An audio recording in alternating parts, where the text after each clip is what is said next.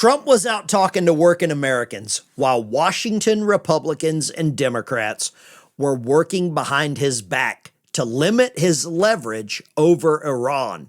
This is the same old Washington story that John Fogerty and Creedence Clearwater Revival sang about. The sons of working Americans carry the burden while the fortunate sons in Congress argue over who gets the car keys. And right now, the IRGC is watching every second of this. This is the problem with the Washington class.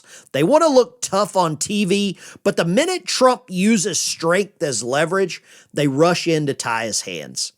No, this vote that they held behind his back, so to speak, this does not legally remove Trump's power as commander-in-chief, but it does something almost as dangerous.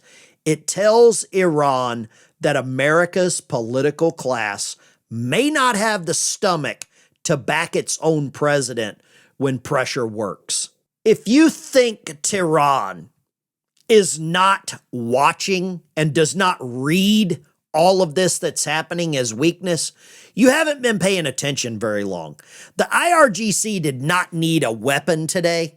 Washington handed them a signal, and I want you to see this.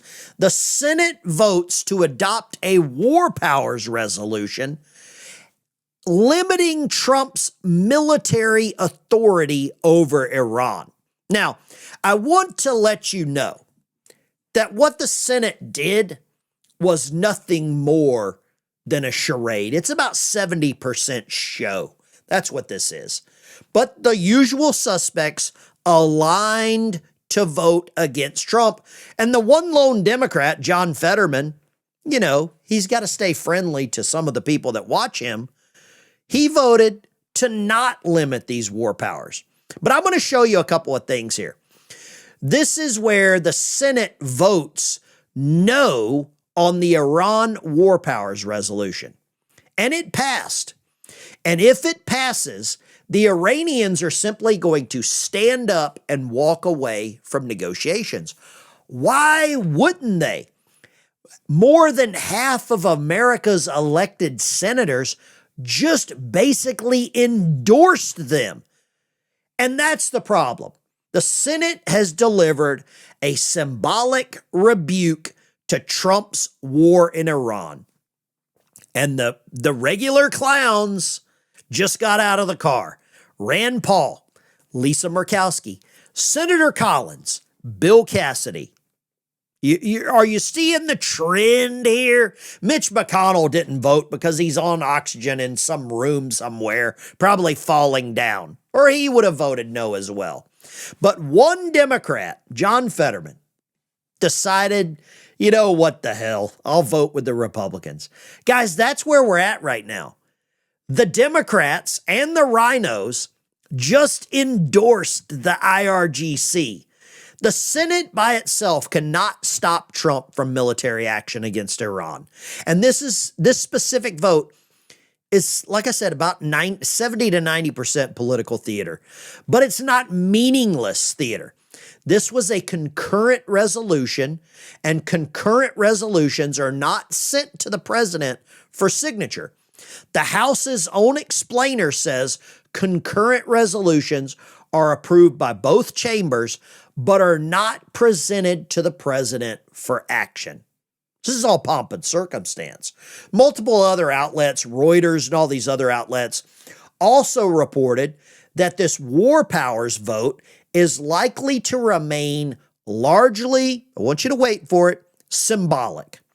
And a lot of legal experts, including Jonathan Turley, are saying that the issue is unsettled, and the White House is saying it has no force of law because it does not go to the president. So can they stop him? I don't think they can stop the president with this vote alone. And it's by law. Trump remains commander-in-chief under Article 2. That means he still commands U.S. forces and can respond to attacks to protect American troops, defend U.S. assets, and use military power before he believes executive authority allows it. But Congress also has real war powers.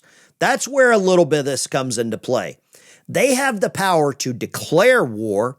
They have the power to fund armies, provide and maintain the Navy, and make rules for the armed forces. So the real answer is they cannot handcuff Trump today, but they can make the battlefield political. They can make it legal, and they can financially make it tomorrow. But what can Congress actually do? Congress has real tools, but this vote is not the strongest one. They can cut or restrict funding. They can refuse a new authorization for force and try to pass this binding bill, which forces more public votes. But it always goes back to the president for him to sign and veto it. Now, the one thing that did happen is Secretary of War Pete Hegseth has requested more money, about $80 billion, and he's tying this in all into this largely Iran war. That's where Congress has teeth. And the best way to explain this, the vote does not take the rifle out of Trump's hands. It puts Congress on television saying they may not back him if he has to use it. The Senate can't fire the commander-in-chief, but it can send a signal to Tehran that Washington is divided, and in military deterrence, those signals matter. But while Trump was out standing in front of working class people, making fun of certain people, that's what the Senate, Dems, and rhinos were doing. And I'm going to just say this, my full verdict, this is 70% political show, 30% pressure, and 100% an endorsement for Iran.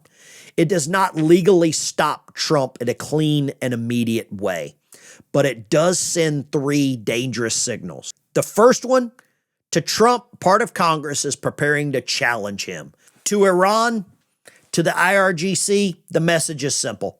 America's political class is divided. To the American people, Washington wants influence over war without owning the consequences.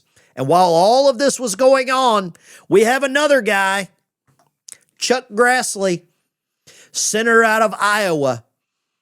Instead of helping the president, instead of doing anything to help the American people, he decided to co-sponsor a bill to help Ukraine and continue to fund Ukraine. He says no cost to taxpayers. Have you ever heard anyone elected, a Republican, a Democrat, a rhino, whatever you want to call it, tell you it's not going to cost the taxpayer nothing, right? This is not free. But they're more worried about Ukraine and Putin and Russia than they are about Iran getting a nuclear weapon. That's the big problem right there.